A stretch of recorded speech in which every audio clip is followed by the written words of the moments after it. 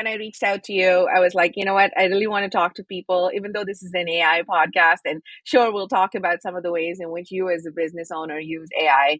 But what I really want for people to sort of gain from this is to take some time to think about what it looks like to show up for yourself, right? And we're in this kind of world where we're switched on all the time, connected to one device, if not two or three, at any moment.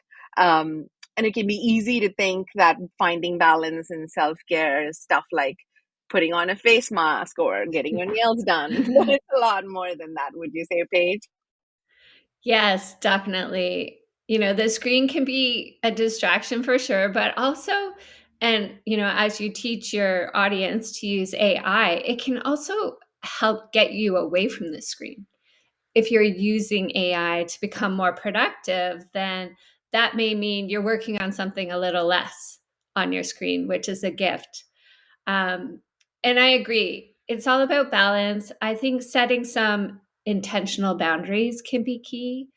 So I personally limit my screen at nighttime.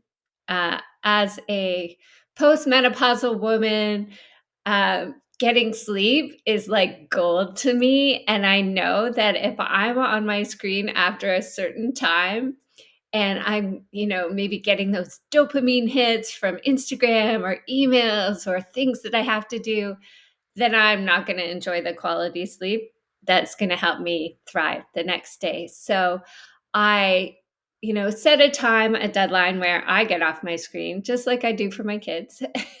I love And if it. yeah, if I'm absolutely on there, then I'll maybe make some adjustments, like wear some blue light blockers, or I'll switch my phone to red screen so that I'm not messing up my melatonin, and which would cause me to wake up in the middle of the night.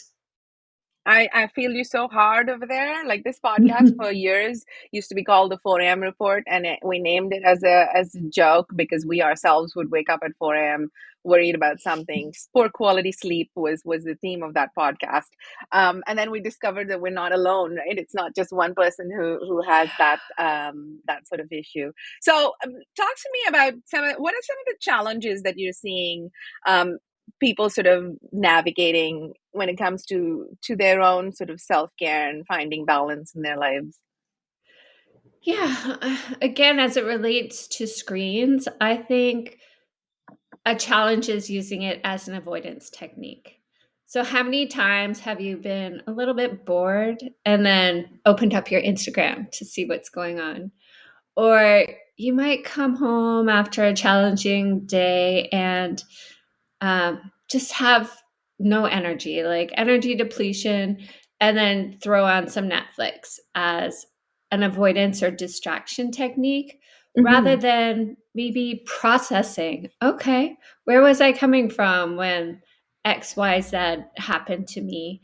And kind of looking at maybe some limiting beliefs or perspectives around what a problem really is and kind of allowing it to process.